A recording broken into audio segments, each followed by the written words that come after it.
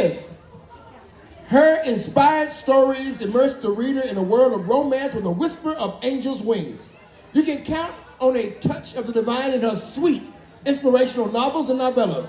She's been writing something, though not necessarily anything readable, since long before she even knew what words were. Both her vocabulary and her writing skills have improved considerably since then, and a very good thing for her readers.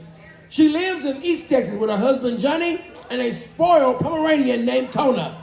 Oh, and she likes to crochet and spend time with her family. Please welcome award-winning, best-selling author, Miss Delia Latham. Give it up for y'all. Come on, Delia.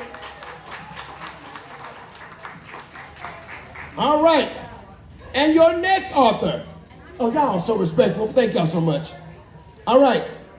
She has fulfilled a lifelong dream of becoming a published author at the age of 66. Since then, she has self-published 6 more highly regarded, award-winning novels and a cookbook.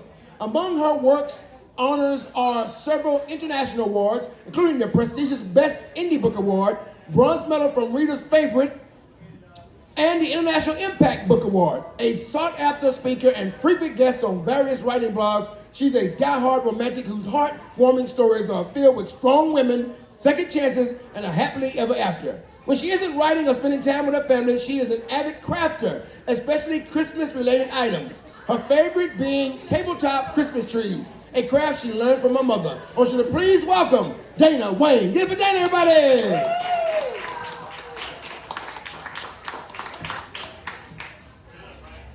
All right, Miss Dana. You got it, Miss Dana?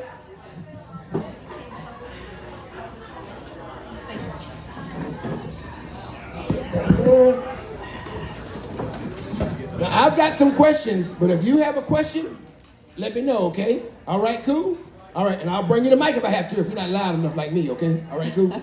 All right, first of all, if you don't mind, ladies, let me ask you the first question.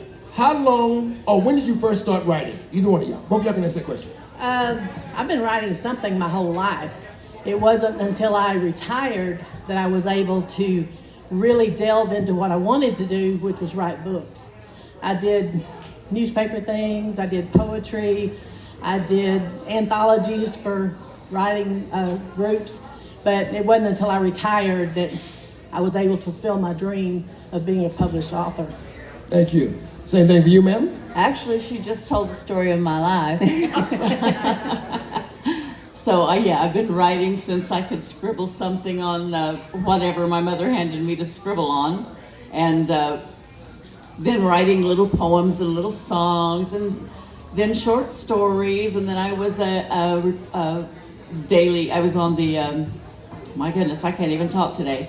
I worked for a newspaper and was a staff writer there. But what I wanted to do all along was write novels. So like Dana here, that happened after I stopped working. So work interferes with everything. Working interferes with fun. Life, man. Great answer. All right, ladies. Why romance? Why romance? Because reality bites.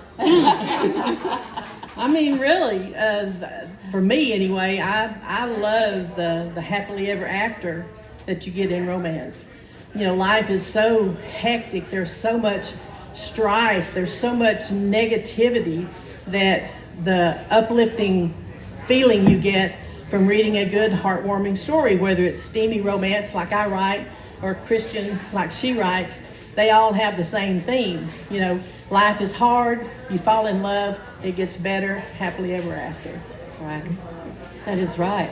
I like romance because it brightens your days, and you know, I was an avid reader from the time I was really small, and I started reading Christian romance. And anybody ever heard of Grace Livingston Hill? She was my hero, my heroine. I still see little shades of Grace Livingston Hill in my writing now and then. But no, romance is what gives the spice and the touch of magic to life. I agree. Thank you. Well said. Has any other author inspired or influenced your writing voice? Any other author? I know you just mentioned Grace. Yes. Well, I think everything that you've ever seen, heard, done, read, thought has some sort of an influence. I love Sandra Brown. I love Linda Howard. They both write kind of different. Linda Howard uses a lot of humor in her stories, and I like to do that. Of course, I have a warped sense of humor too, so that kind of helps. But yeah, I think everybody has done that, but I think probably Linda Howard and Sandra Brown had the biggest impact. Yeah. And it would be Grace Livingston Hill right at the top of my list, but there are so many, Jeanette Oak, so many Christian writers that just, brought me right along the path. And All right, thank you, ma'am. Thank you so much. All right. How many books have you published? I have about 30. Only 30? Only 30. Novels and novellas and... Got you. Yes. Okay. I have 7 published. I'm working on number 8. And when did you first publish your first book? 2016. 26. And how old were you then? 2066. Y'all give it up for that. Give it up for that, I'll y'all. show you the math. I'm 74 now. Never too late to start that career is what I tell everybody. That's kind of my theme. Some of the talks that I give is, it's never too old to achieve a dream. It doesn't matter. If you can dream it, you can achieve it. All you have to do is persevere. That's right. It's not quite that simple, but yeah. Yes, ma'am. It's not. So how long does it take you to write a book? I usually about 4 months. Only 4 months? Okay. What about you, ma'am? It takes me a year start to finish. Really? I write longer novels. Mine are 60, 70,000 words. Yeah. And plus I also do, life things. I have kids and grandkids, and now I have 2 great grandkids as of this year. And so I spend a lot of time, I write pretty much every day, but still, you have life things to do. And my husband, he says I spend too much time with my imaginary friends. So. All right. The next question is, where do your story ideas come from? Where do they come from? Everywhere. Okay. Yeah, life. You just watch. I'm a people watcher, and I listen. Writers are, we like to listen in, so I might be sitting in a booth in a restaurant, but I'm hearing the conversations that are going on around me, and you just get little bits and pieces. So sometimes it's like, oh, what does that mean? What are they talking about? So I have a sign that I'll use if I'm writing in public that says "Writer at work. Bystanders may be written into the story, absolutely, and killed off later." All right, that goes to my next question. What comes to you first, the idea or the character? Oh, mine's definitely character. I get the idea for a character, and then I build the story around them.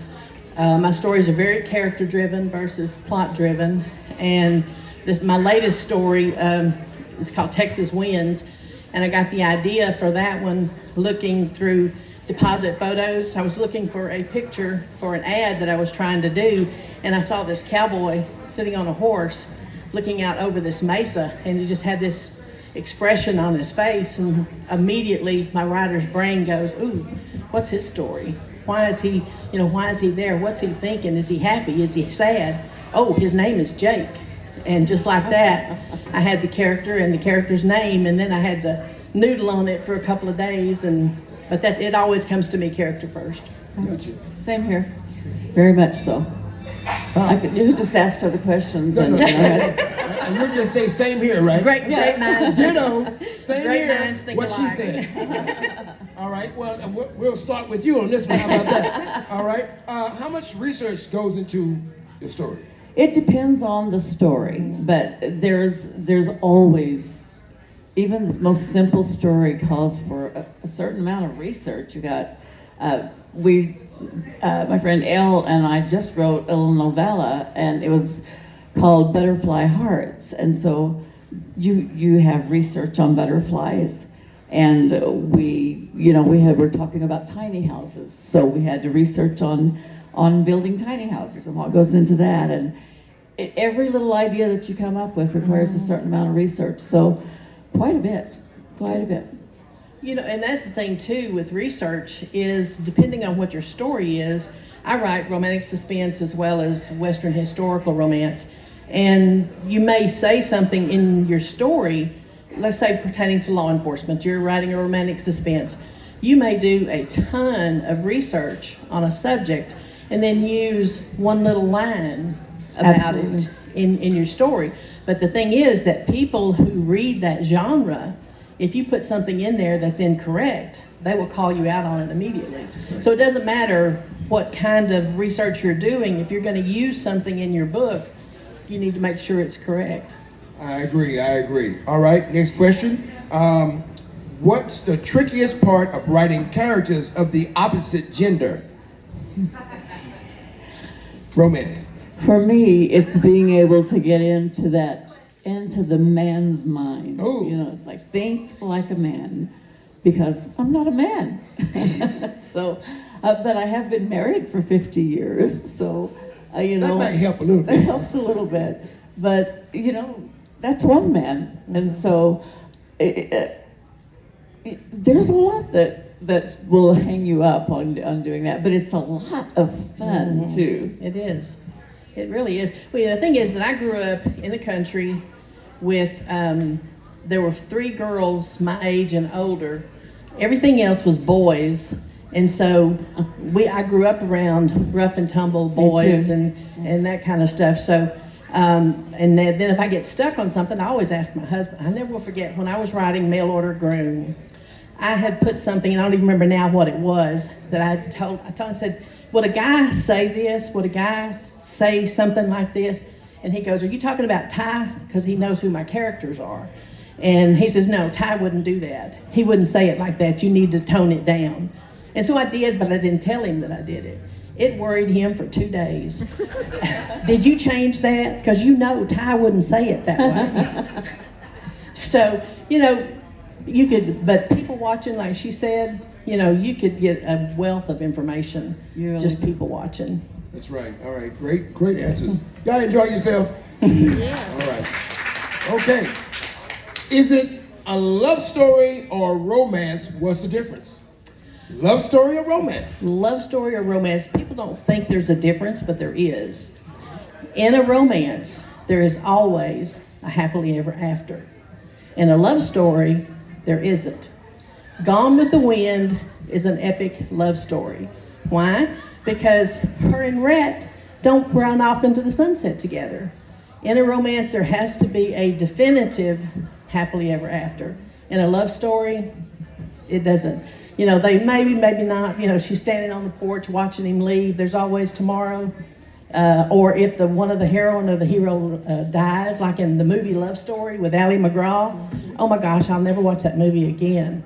But that's a love story because there's no happily ever after. Oh, you next? That's absolutely the right answer. It's like, it is. What other answer could there be? All right. Okay. I'll take that. All right. Good. All right. So, do you see writing as a kind of spiritual or therapeutic endeavor? Spiritual or therapeutic? For me, it's spiritual. Okay. Yeah. Before I have a writing session, I always have a prayer session, and ask the author to dictate to me because I'm just a transcriptionist.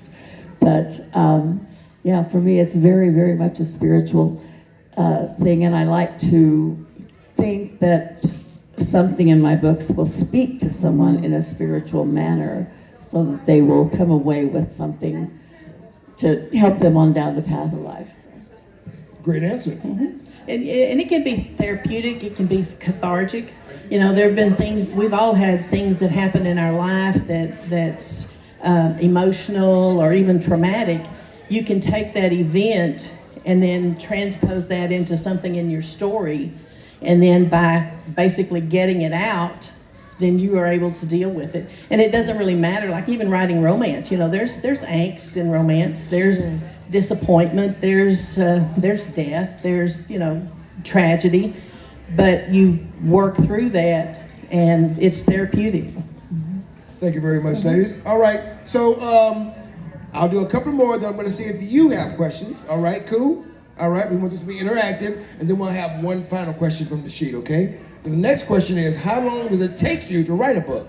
Did we ask that already? Mm-hmm. All right. How long does it take you to write my book? I'm kidding.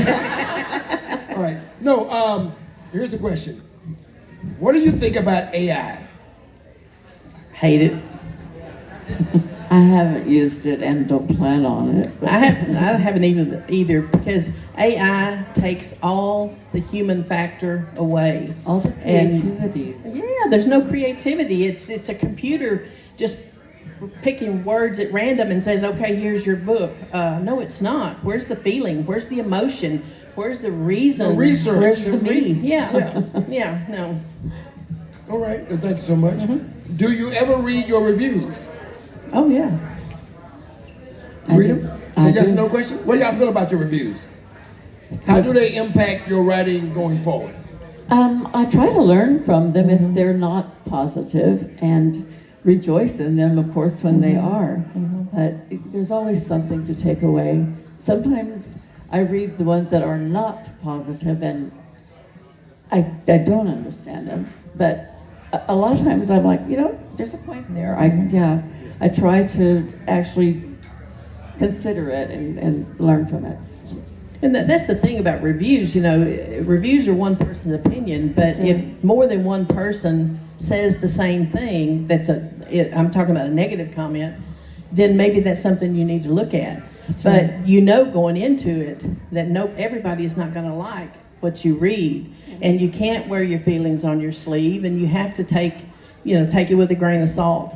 It's their opinion. It's and everybody's entitled to their opinion. And they may trash my baby, but that's okay. They're not always easy to take. No, they're not. Nobody wants to hear something negative. No. But, be realistic. It's going to happen. And you just have to learn to say, okay, you didn't like it, that's okay. But I have five stars over here and 1 3-star. I can live with that. All right, thank you so much. All right, I'm going to go to the audience. I have a quick wait. Hand went first, and then I'll come to you. All right. All right. There you go, Mike.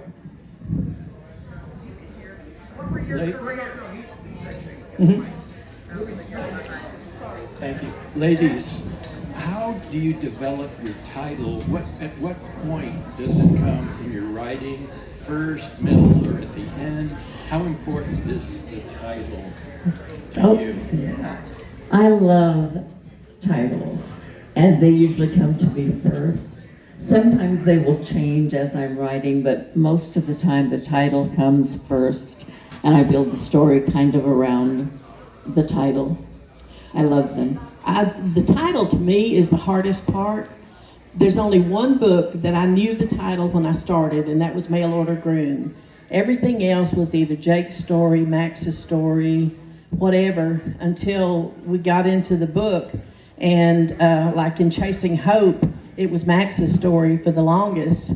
And then my critique partner and I were brainstorming. I said, I've got to have a title. And to me, the title has to reflect something in the book.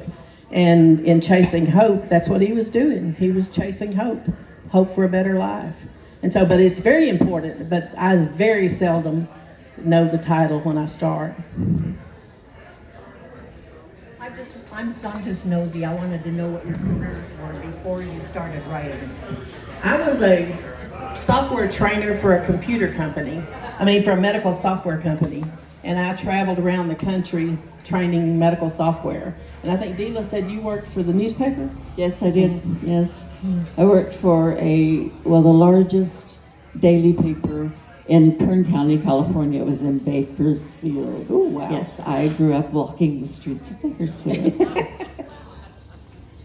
Well, yeah, I just talked to the poet laureate of Kern County, and they're going to do a book festival there next year. So there you go. All right. Funny you mentioned that. All right, question.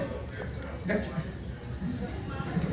I don't think I need it. Anyway, I wanted to ask the difference between a novel and a novela, which I kind of know what novelas are, but I want to know how you make It would be it's word count. Yes, it's the length of the book.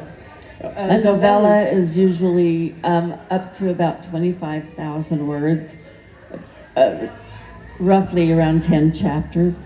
And then a novel is, I think, like a minimum of 45,000. A novel is 45,000 and up. My books average 60 to 70,000. Mm-hmm. You ready? I thought you. Anybody else? All right here. I'm coming back. You let me walk way over there. Okay, I got you. So, of your books, which one is your favorite and why? Of my books, Chasing Hope. Chasing Hope is my favorite, and The Detail is my second favorite, and both of them are because of the characters. One of the characters in Chasing Hope is a little girl, 7 years old. She was so much fun to write. And you were talking about writing, the opposite gender. Try writing a 7-year-old. And but she was a fantastic character. She was instrumental in the hero in that book coming to terms with the fact that he is worthy and he does deserve his happily ever after too.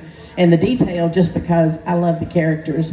The two main characters in that are she's a little spitfire, and he's a law enforcement officer, but he's just a big old marshmallow where she's concerned. My favorite would be Golden Eyes, and that started out to be my very first novel, wound up being the second one. I didn't finish it in time, but it was partially set in Weed Patch, which is where I grew up in California, a little farming community in Weed Patch, and it's set partially there and then down in Porterville some, and but mostly it's the characters that I love in that book. So. And I think if you ask a reader why they liked a particular book, the first thing they're going to say is they like the characters. Absolutely. And for a reader to tell me that the character was real to them, that's just like, I just won an Oscar when they tell me that. Because a character will make or break a book. You can have the best storyline there is, but if the characters don't work, then the book won't. That's right. In my opinion. I agree. If you had one bit of advice for aspiring authors, what would that be? Right. I mean, the thing is that writing is not easy. Putting words on paper is easy. Writing is extremely difficult because it's not very cut and dried. Everything that you do, there is a process. There are things that you need to go through in order to do it right. But the only way you're going to write right is to write. And then go back and look at what you wrote and say, okay, how do I change that? How can I make it better? Get involved in writers groups. Get involved in a critique session or critique group. So, just write. I agree with all of that, except I think I would add, but don't let it consume you. Okay.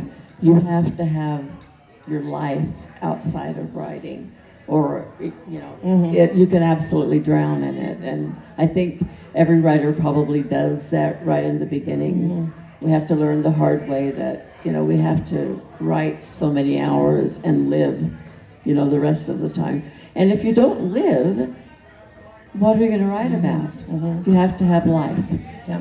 There's got to be that balance. That's right. Now, I have a little trouble with balance when I get into, the last third of the book, because the characters are so embedded in my mind that sometimes Bud says I go into the writing cave and he just fends for himself because, he says if my imaginary friends are active, then he knows that don't bother me. So, but it can.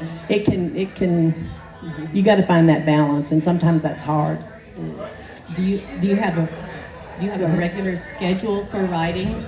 Do you make yourself write even when you don't feel like it, or do you only write when you feel inspiration? You have to write, whether you feel like it or not. You have to have for me, I have to have a schedule, and like say, I'm writing from this time to this time on these days of the week, and for some people they write every day, and I used to, and now it's more like I write maybe 4 days a week, and I don't always write a lot. but I write. You have to write. You have to. I write every day. My creative time is 10 to 2, unless I'm on a roll. I don't write on the weekends, and Sundays, of course, are always for church. But I write every day, and if my current imaginary friends are not talking to me, I will still go in. Every writer has a folder of to be written stuff.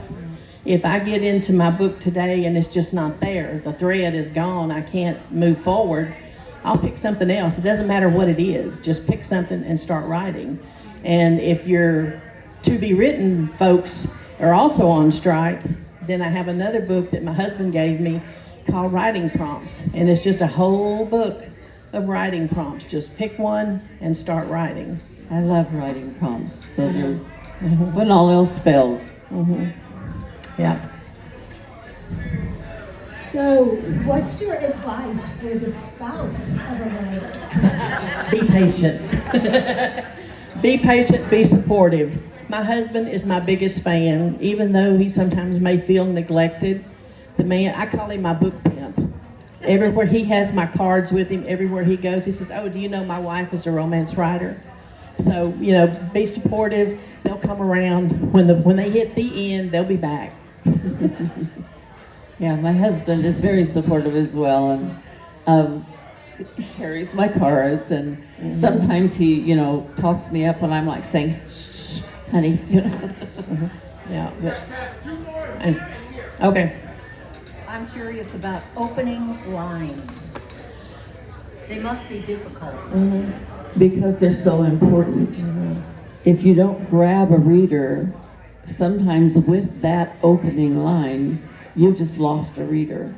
So, yeah, opening lines, lose you, huh? Okay, we'll try to keep our opening lines spiffy, just for you. One of the best opening lines I ever read was on a Lisa Gardner book from years ago, and it was, "She wasn't dead yet." And that caught my attention right away. And so, who wasn't? Why wasn't? And so you start reading it, and it wasn't what I thought it was, but it was enough that it grabs my attention. And that's the thing, that first paragraph, that first page, has to be stuck, or you run the risk of losing the reader. I like that. I'd like to sneak two questions. Do you ever outline a storyline that you're planning? And maybe along with that, do characters evolve and change from as you're going through, and all of a sudden you're saying, no, wait, they're going to be this way or do this? Absolutely. Now, I am a pantser. I cannot outline, I can't plot. If I do, I just totally get lost, because if I put it on paper, then it has to happen. When I start writing, when I get the Texas winds, I saw the man, I got the idea in my head, and I spent a couple of days, okay, what about this plot point? How about this scenario? How about this? But once I have it in my head, then I sit down and start typing. I cannot plot at all. And a character will most definitely throw you a curveball, because my very first book did not end the way I originally planned. In fact, none of my books have. To be, there's always something that changes, but it was because I was trying to force the book to do something that didn't really fit the story. And once I figured that out, then I went back and fixed it. But yeah, you'll be typing along, and then your fingers, sometimes my brain tells my fingers to do something. It's like I have two halves, my writer half and my reality half. And it's just like, oh, wow, I didn't see that coming. Oh, that's good. I like that. But yeah, it'll change. It definitely changes. Folks, if you don't mind, Could I ask? Miss Wayne, you might want to explain what a pantser is. Oh, and a plotter. well, a pantser is somebody that writes by the seat of their pants. That's they, me. that's just the way I've always done. I've tried to do outlines even, but the only time I ever outlined was on my fourth book, and I was close to the end, and I was trying to remember. I have all these threads that I need to bring together in the end, and so I sat down before the end. I need to do this, this, and this, because it's easy to, especially if you change something. You get down here and you've changed something, and go, is this still going to work? Then I have to go back and read to see where I was. But yeah, I'm a pantser. A pantser can be a blessing and a curse. Absolutely. I'm a pantser as well, and I don't think I could ever be a plotter because, outlines just do me in. I'm through. That's like somebody saying, you have to do this, but I don't want to. Well, if you don't mind, give it up for our authors. Give it up for them. Thank you so much, ladies.